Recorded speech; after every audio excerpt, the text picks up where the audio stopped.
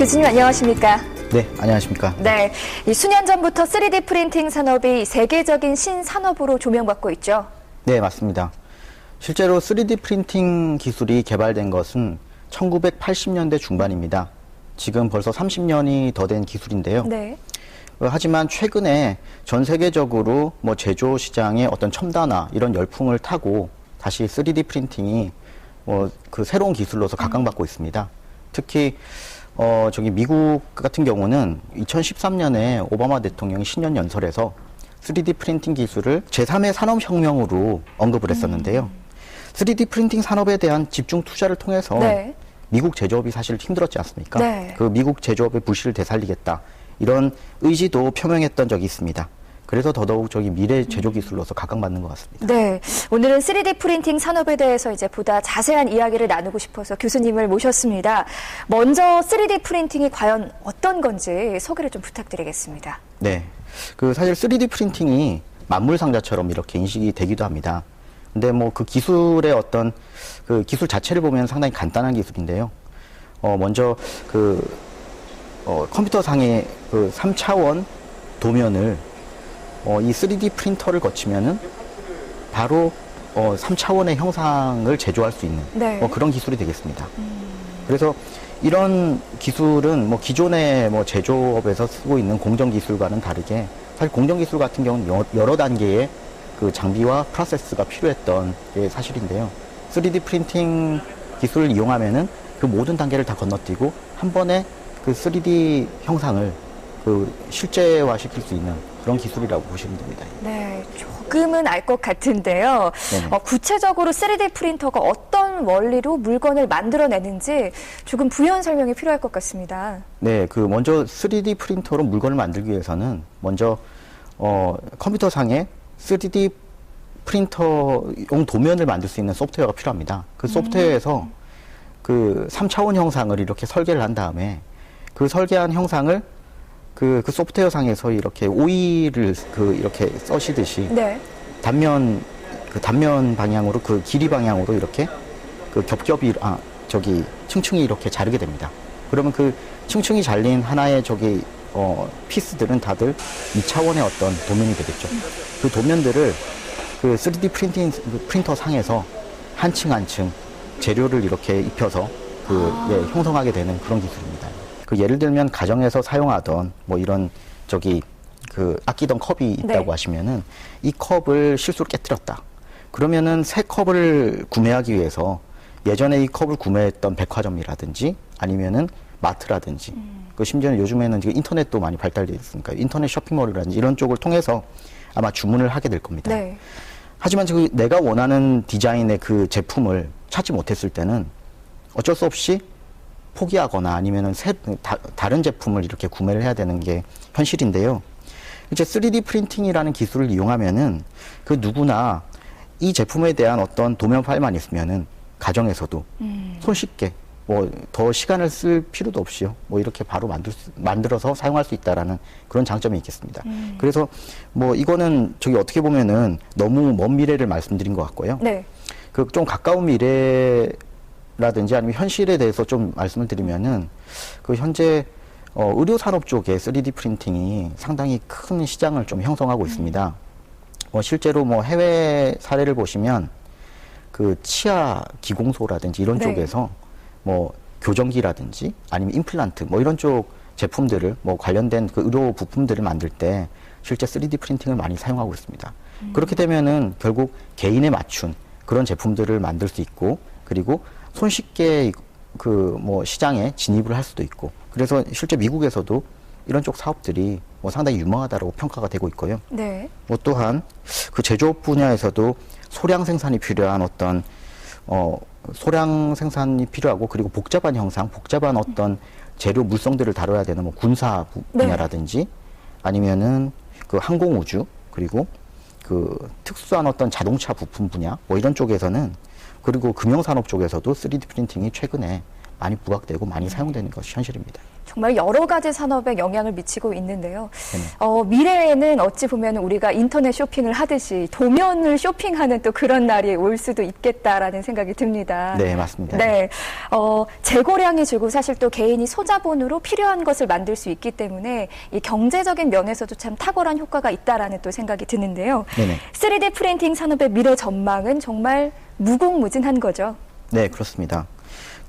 물론 현재 기술로는 어려움도 존재하는 게 사실입니다.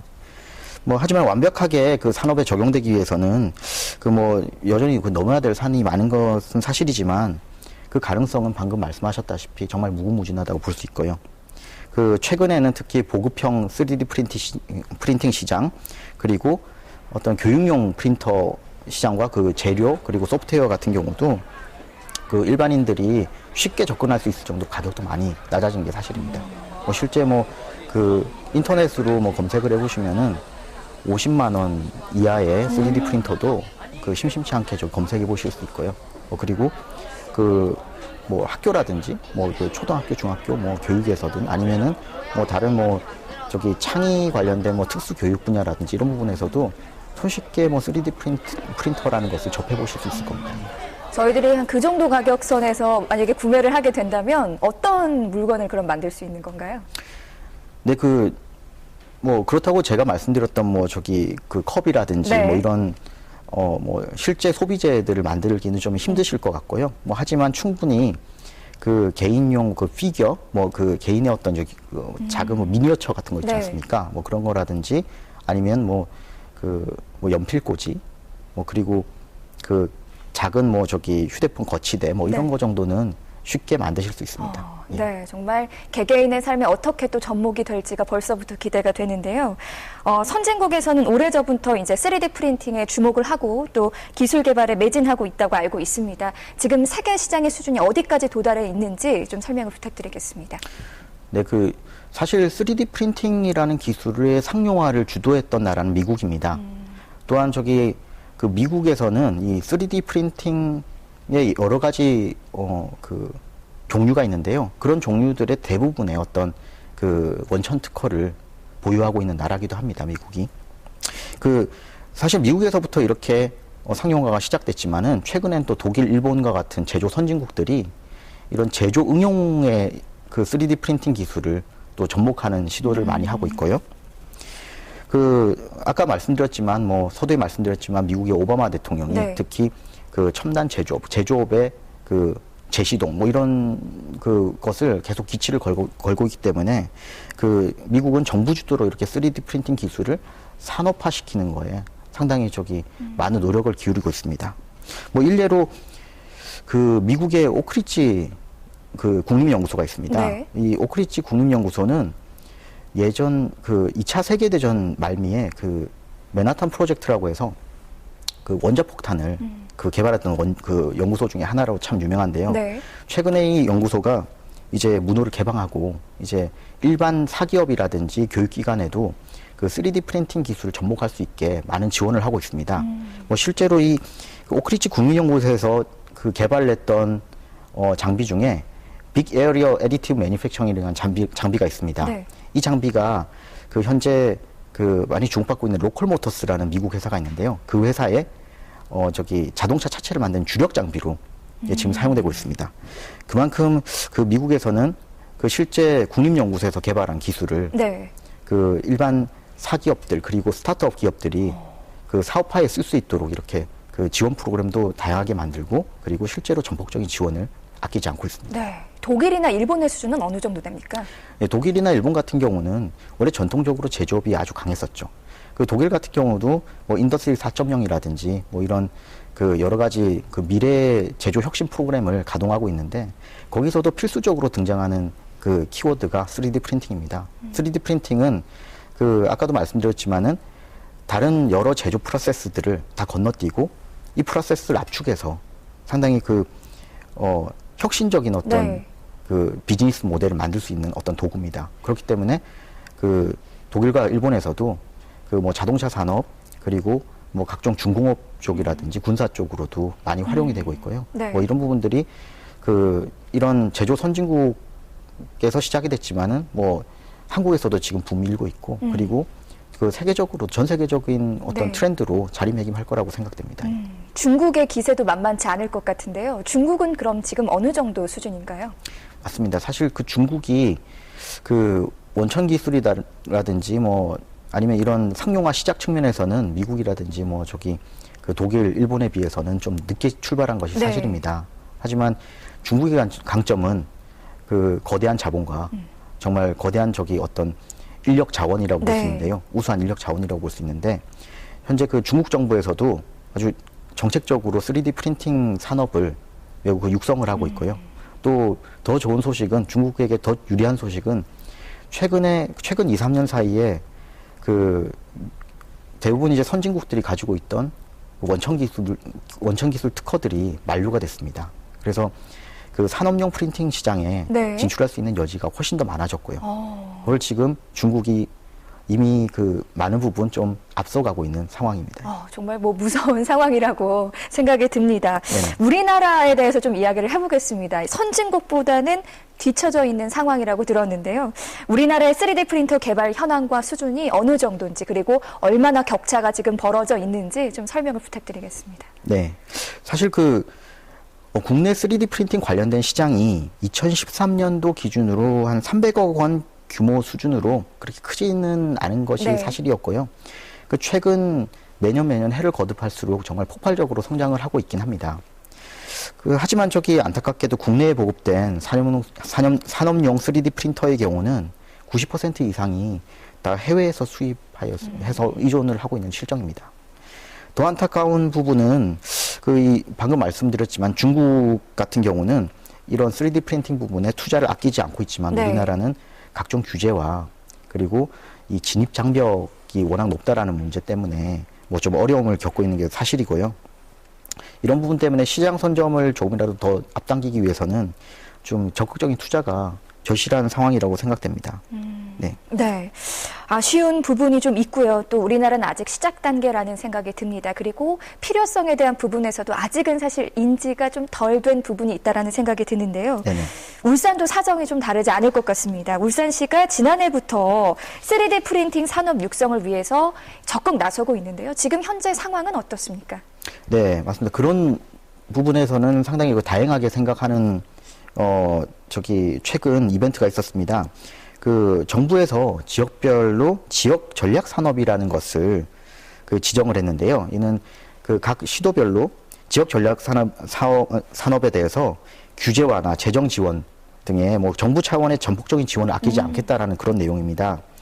울산의 경우는 친환경 자동차와 3D 프린팅 기술이 지역 전략 산업으로 선정됐습니다. 네. 네, 전국 시도에서 3D 프린팅 관련된 산업이 지역 전략 산업으로 선정된 것은 울산이 유일한데요. 이는 울산시와 울산 지역 관계자분들의 노력과 정부의 의지가 적극 반영된 결과라고 볼 수 있습니다. 그래서 울산시를 중심으로 지역 전략 산업 육성 계획안을 체계적으로 현재 만들고 있는 상황이고요.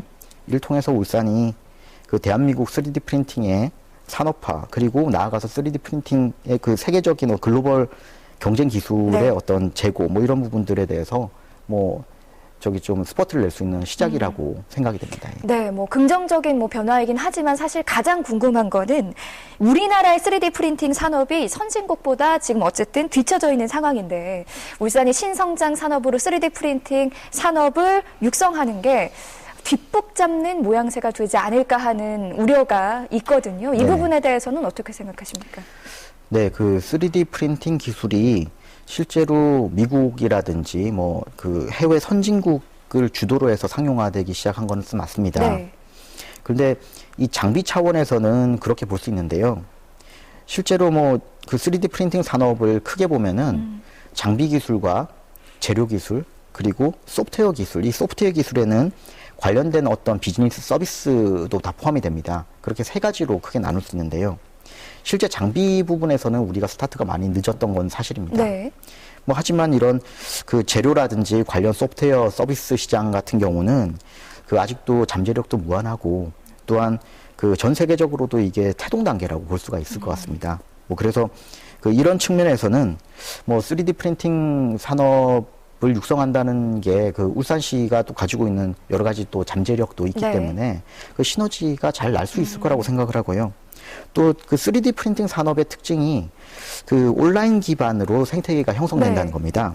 결국 뭐냐면 아까 말씀드렸지만 그 개인도 참여할 수 있고 그리고 중소상공인들도 충분히 네. 여기에 그 참여할 수 있다는 게 특징이기 때문에 사용자, 구매자, 판매자들이 참여하는 네트워크를 통해 시장이 형성되거든요. 그래서 결국은 그 전에 없던 새로운 시장을 만드는 데는 이 더없이 적합한 그런 영역이라고 볼 수 있고요. 또한 그 특히 국가 간의 어떤 수출입 개념이 없어지고 네. 그 지역 간의 어떤 재료 수급이라든지 이런 물류 문제가 많이 해결될 수 있습니다. 왜냐하면 아까 말씀드렸다시피 어디든지 인터넷만 연결돼 있으면은 네. 파일을 주고받으면서 네. 생산을 해낼 수 있거든요. 그렇기 때문에 이런 그 어떻게 보면 이런 시장을 더 선점하기 위해서는 이 관련된 인프라, 그러니까 뭐 재료라든지 소프트웨어 그리고 이런 비즈니스 모델을 충분히 임플리멘트 할 수 있는 그런 인프라를 먼저 구축하는 것이 가장 중요하다고 생각이 네. 됩니다. 많은 소수들이 사실 또 공유가 돼야지 그것을 더 적용하는 사람들도 많아지지 않겠습니까? 맞습니다. 그 공개라는 것을 사실은 또 공개하는 사람의 또 마음이잖아요. 이런 네네. 부분에 대해서는 그런 게 좀 잘 이루어질 거라는 생각을 하시나요? 사실 그게 뭐 많은 분들이 좀 우려를 네. 나타내는 부분 중에 하나입니다. 그 어떻게 보면은 과거 같은 경우는 제품에 대해서 어떤 특허라든지 아니면 그 디자인 뭐 실용 등록이라든지 이런 부분들을 통해서 그 개인의 어떤 그 지적 재산권들이 보호되는 네. 그런 현실이었는데 3D 프린팅 기술 같은 경우는 말씀드렸지만 그 재료와 장비만 있으면 어디서든지 누구나 다 물건을 만들어낼 수 있습니다. 결국 뭐냐면은 이 그 디자인의 그 원 저작자 네. 아니면 이 기술의 원래 소유자에 대해서 그 추적을 할 수 있는 기술이 또 추가적으로 필요하다는 게 문제입니다. 네. 뭐 그런 부분 때문에 많은 부분을 우려하시는 부분들이 실제 뭐 아주 그 중요한 군사 기밀이라든지 아니면 그 무기에 대한 어떤 도면 같은 네. 것들이 그 테러 그 단체 같은 곳에 뭐 누출이 되게 되면은 그거는 그 과연 누가 책임질 것이며 네, 네. 그 위협은 누가 감당할 것인가 뭐 이런 부분들도 사실 좀 이슈가 되고 있긴 합니다. 예. 네. 지금 일단은 태동 단계이기 때문에 아직은 잘 모르겠지만 우리나라만이 가지고 있는 어떤 특화의 부분이 있다면 어떤 게 있을까요? 뭐 예를 들어서 뭐 온라인이 굉장히 발달했다든지 이런 네네. 부분이 우리나라만의 어떤 강점이 될 수 있는 건가요? 네, 맞습니다. 그 실제 그 우리나라 전체로 보면은 우리나라만큼 또 인터넷이 발달한 나라가 없지 않습니까? 뭐 그런 측면에서 오픈소스 기반의 어떤 사업이라고 말씀드렸기 때문에 충분히 재미있는 아이디어들, 새로운 아이디어들이 공유된다면은 또 새로운 시장을 또 그 만들 수도 있고요. 또한 우리나라가 또 세계적으로도 유명한 부분이 제조업 쪽입니다. 네. 특히 울산은 그 대한민국 제조업의 중심이지 않습니까? 특히 그 화학 분야라든지 그리고 자동차 분야라든지 조선 분야라든지 네. 이런 그 대규모 기간 산업들 뭐 이런 쪽으로 좀 그 강점이 있는데요. 이런 부분들을 잘만 융합을 하면은 사실 아까 말씀드렸던 3D 프린팅 시장 중에 재료 시장과 그리고 새로운 서비스 시장 이런 부분들을 충분히 선점할 수 있을 거라고 생각됩니다. 네. 앞서 뭐 3D 프린터가 이제 제조업 전반에도 많은 변화를 가져올 거라고 또 말씀을 하셨는데요. 최근 3D 프린팅이 가장 각광받는 분야가 자동차 산업이죠. 네, 맞습니다. 네. 네, 국내에서도 완성차 업체들이라든지 자동차 부품 관련 업체들이 뭐 사실 그 디자인이라든지 뭐 제품 개발 단계에서 3D 프린터를 적극적으로 활용을 하고 있습니다. 현재도. 뭐 또한 저기 해외 업체들, 해외의 뭐 저기 유명 뭐 자동차 업체들 같은 경우도 실제 뭐 일부 부품들을 양산화하는데 뭐 저기 3D 프린팅 기술을 적용하기도 합니다. 뭐 실제로 최근에 각광받는 기술 중에 하나가 3D 프린팅을 이용한 어떤 복합 소재 뭐 제조 기술이라든지 아니면은 그 특수 금속 소재 제조 기술 이런 부분들이 또 요즘 각광받고 있거든요. 네. 그런 부분들이 실제 산업 현장에도 쓰이기도 합니다. 또한 저기 그 아까도 설명드렸지만 미국의 로컬 모터스 네. 이 회사 같은 경우는 그 지난 2014년에 그 이미 차체 자체를 3D 프린팅을 해서 그 일반에 공개한 바가 있습니다. 네.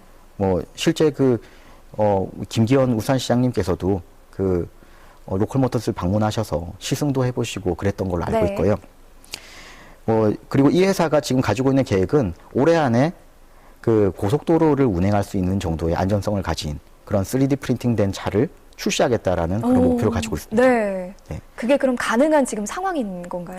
그 저희가 파악하기로는 어느 정도는 그 기술력을 지금 그 단계까지는 좀 상승시켰고 지금 현재는 뭐 거의 인증 절차 단계를 밟고 있는 걸로 알고 있습니다. 정말 놀랍네요. 네네. 네. 뭐 복잡화해서 어떤 단순화로 사실 또 키워드가 변화한 것도 가장 또 변화된 것 중에 하나일 텐데요. 지난해 교수님께서 3D 프린팅 응용 친환경 자동차 부품 R&D 구축 사업의 총괄 책임자로 선정이 되셨습니다. 진행 상황은 지금 어떻게 되고 있나요?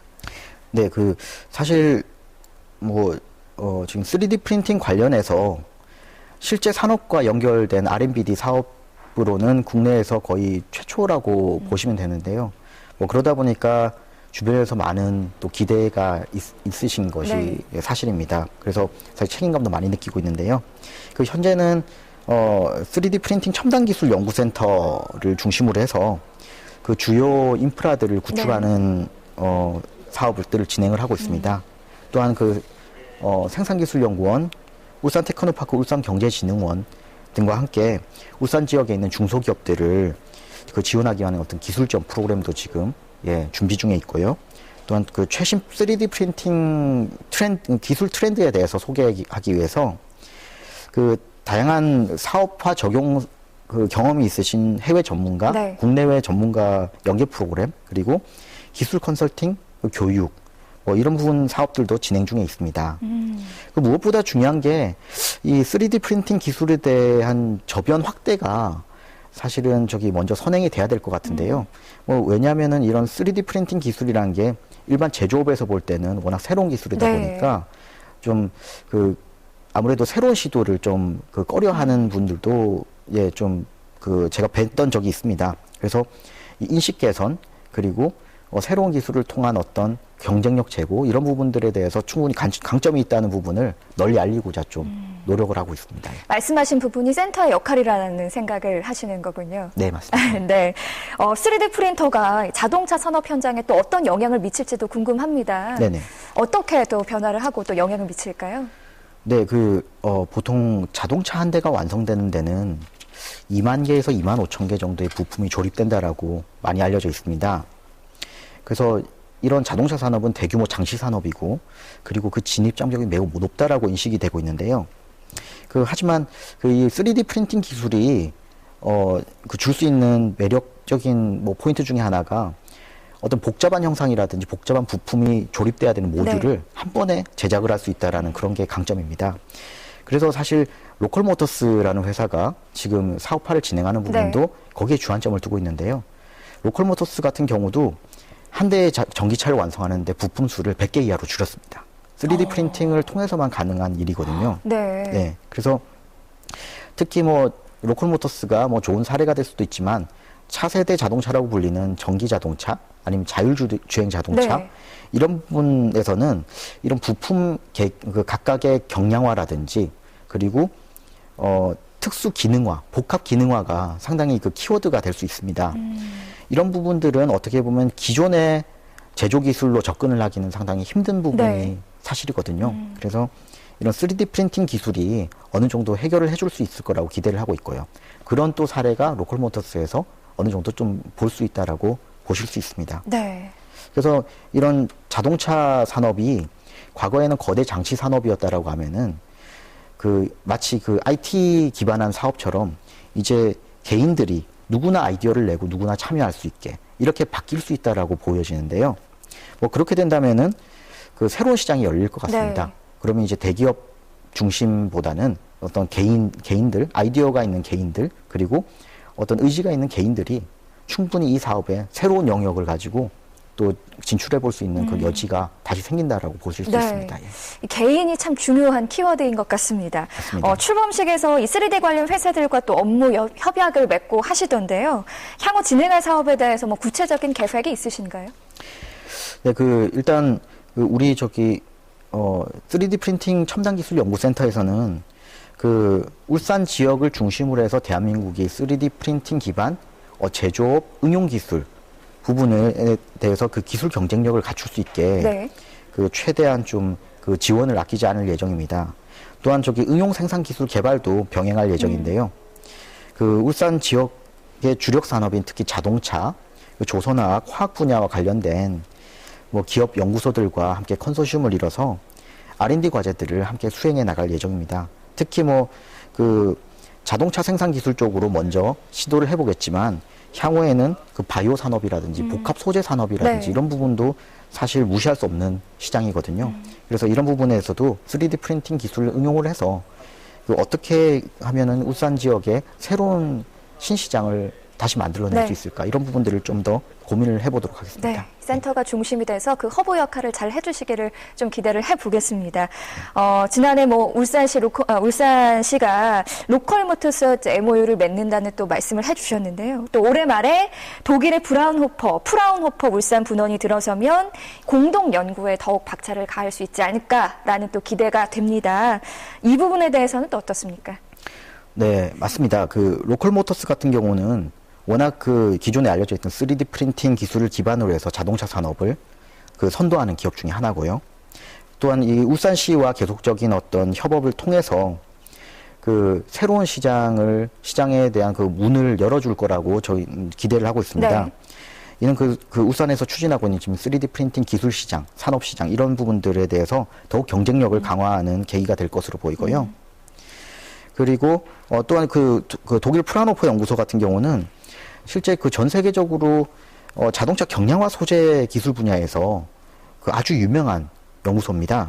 그래서 세계적인 명성을 가지고 있기 때문에 그 3D 프린팅 기술이 만약 이런 복합 소재 분야라든지 경량화 기술 분야와 네. 저기 다시 그 결합이 될 수 있다면은 아주 큰 시너지를 얻을 수 있을 거라고 생각합니다. 특히 그 응용 생산 분야를 저희가 R&D를 통해서 뭐 그 사업화를 하겠다라고 아까 말씀드렸는데 이 자동차 응용 생산 분야에서 또 빠질 수 없는 게 재료 기술과 이런 그 소재를 어떻게 디자인해서 그 설계를 해서 어떻게 네. 적용을 할까라는 그런 기술들이 되겠는데요. 그런 부분에서는 또 프라노포 연구소가 많은 도움이 될 거라고 생각하고요. 특히 프라노포 연구소는 유니스트 내에 설치될 예정이기 때문에 또 많은 시너지를 또 기대를 하고 있습니다. 그렇네요. 네. 또 같은 공간에서 같이 또 연구를 하다 보면 더 큰 시너지 효과를 저도 좀 기대를 해보겠습니다. 그런데 한편에서는 이 3D 프린팅 산업이 대량 생산에는 좀 부적합하다. 또 이런 이야기도 있고요. 그리고 사실 저도 좀 모르지만 잘 모르시는 분들은 약간 장난감 같다. 또 이렇게 얘기하시는 분들도 계십니다. 과연 실용적일 것인가? 이런 우려에 대해서는 어떻게 생각하십니까? 네, 사실 논란의 여지가 많은 부분 중에 하나입니다. 현재 3D 프린팅 기술이 아무리 진보된 산업용 3D 프린팅 기술이라고 할지라도 현재 대량 생산 체제를 이기긴 좀 힘든 게 사실입니다. 그런데 제조 시장을 보시면은 사실 대량 생산이 필요한 부분이 있고 소량 생산이라든지 네. 특화된 어떤 생산 체계가 필요한 부분이 있습니다. 실제 3D 프린팅이 강점을 가지는 부분이 그런 부분이 되게 되는데요. 적은 수의 제품을 다품종으로 만들어야 되는 그런 어떤 상황에서는 3D 프린팅만큼 지금 최적화되어 있는 공법이 없는 게 현실입니다. 이게 어느 정도 비용과 시간 문제를 극복해 줄 수 있는데요. 사실 대량 생산으로 간다고 하면은 대규모 시설을 마련해야 되고, 네. 그리고 흔히 말하는 금형들을 또 제작을 해야 되는데, 이러한 시설이라든지 인프라에 대한 비용은 결국은 팔리는 제품 수만큼으로 나눠져서 이렇게 고객들이 부담을 네. 하게 되는 겁니다. 하지만 만약에 고객의 니즈라든지 마켓의 사이즈가 그렇게 크지 않다면은 이런 고객이 부담해야 되는 부분이 이런 장치라든지 자원에 대한 부분들이 더 커지게 되는데요. 3D 프린팅 같은 경우는 그런 부분들을 다 상세하고도 남을 정도로 이점이 있습니다. 왜냐하면은 어차피 하나의 제품을 만들든 여러 대의 제품을 만들든 한 제품의 가격은 동일하게 되거든요. 그래서 이런 부분을 고려해 볼 때는 최근에 또 시장 트렌드가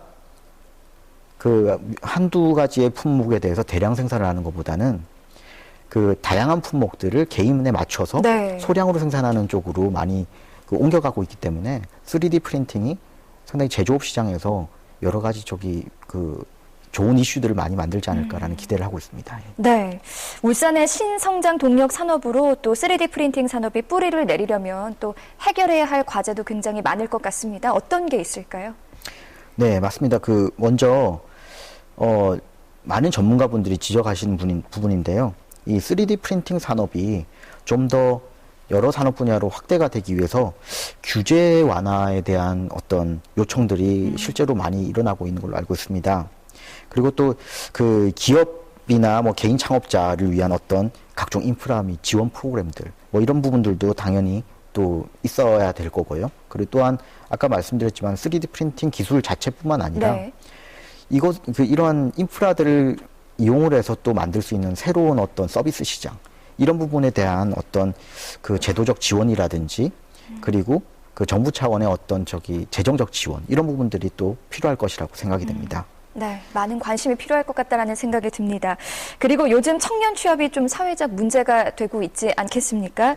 이 3D 프린팅 분야가 청년들이 창업하기 좋은 분야라고 들었습니다. 어떤 점에서 그런 건가요?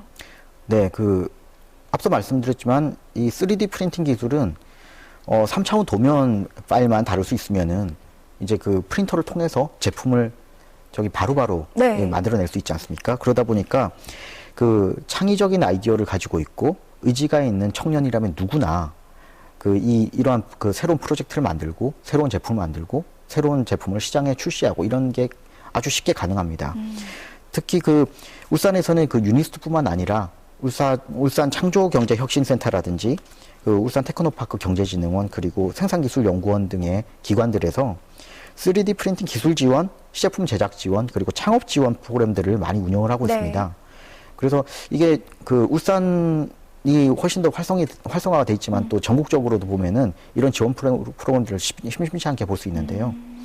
그래서 창업에 대한 의지가 있는 청년들은 누구나 새로운 아이디어만 있으면은 이런 시장으로 다시 한번 출사표를 던져볼 수 있는 그런 환경이 충분히 됐다고 생각이 됩니다. 네, 3D 프린팅 분야로 청년들이 좀 창업을 하려면은 그럼 또 어떤 것들이 필요할까요? 네, 기술적으로는 앞서서 말씀드렸다시피 3D 도면을 다룰 수 있는 뭐 그런 소프트웨어 운영 기술 뭐 이런 것들이 필요할 거라고 생각되는데요. 뭐 이런 부분들은 아마 일반 대학이라든지 아니면 기관들에서 네. 제공하는 교육 프로그램으로 어느 정도는 쉽게 커버가 될 거라고 생각됩니다. 하지만 이런 최근에 3D 프린팅 관련된 산업들이 모두 개방형 그리고 협력 네트워크에 기반한 뭐 이런 식으로 사업화가 진행되는 것들이 많고요. 그리고 성공 확률도 훨씬 더 높게 나타나는 것이 심심치 않게 보고되고 있습니다. 그래서 결국 청년들이 가져야 할 어떤 자세라고 하면은 어떤 참신한 어떤 혁신적인 아이디어가 있다면은 그런 것들을 나만이 가지는 것이 아니라 이 협력 네트워크를 통해서 널리 전파를 하고 그리고 다시 발전시키고 이런 어떤 협력적인 자세, 개방적이고 협력적인 자세 그리고 어떤 실패에 대한 두려움을 어느 정도는 실패에 대한 두려움 없이 항상 도전하고 그 자체를 즐기고 그리고 어차피 협력 개방 네트워크이기 네. 때문에 본인이 어떻게 보면은 예전에는 혼자서 창업을 하면 손해를 보는 부분이 많았지만 네. 이제는 그런 부분들이 많이 좀 상쇄가 되는 게 사실이거든요. 그래서 거기에 두려움 없이 도전하는 자세 네. 이런 부분들이 필요할 거라고 네. 생각됩니다. 개인이 손쉽게 창업을 할 수 있지만 결국에는 함께 가는 것이 또 중요하다는 말씀이신 거군요. 네, 맞습니다. 네, 3D 프린팅 산업이 울산의 어떤 미래 먹거리로 잘 육성이 되고 그리고 청년들의 일자리 창출에도 좀 기여할 수 있도록 정말 기대를 해보도록 하겠습니다. 3D 프린팅 산업 육성에 있어서 못다한 이야기나 또 계획이 있으시면 말씀 부탁드리겠습니다. 네, 울산이 대한민국의 3D 프린팅 산업을 주도하게 됐다는 것에 대해서는 상당히 개인적으로도 영광이고 그리고 울산시에도 큰 도움이 될 것 같아서 정말 뿌듯하게 생각합니다. 하지만 항상 새로운 도전에는 많은 난관들이 존재할 거고요. 그리고 그 길 또한 순탄치 않을 것으로 예상이 됩니다. 네. 실제 현재 울산이 제조업의 위기를 겪고 있다고 하는데요. 제가 만나뵀던 기존의 제조업에 종사하시는 분들이 많은 분들이 그런 우려를 표명을 하시더라고요.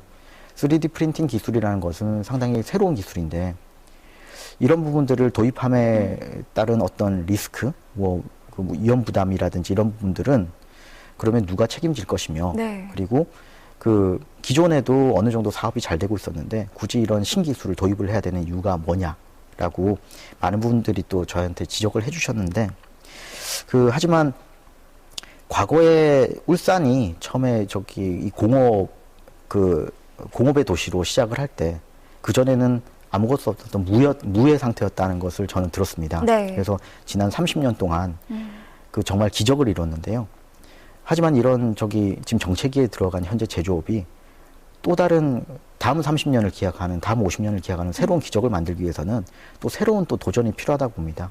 그리고 그 도전에 하나의 어떤 키워드로서, 토픽으로서 3D 프린팅 기술, 이런 부분들이 또 하나의 역할을 해낼 수 있다라고 저는 믿고 있고요. 그런 측면에서 울산의 많은 분들께서 관심 가져주시고 그리고 응원해 주시면 정말 감사하겠습니다. 네. 3D 프린팅 산업의 발전 가능성은 정말 무궁무진합니다.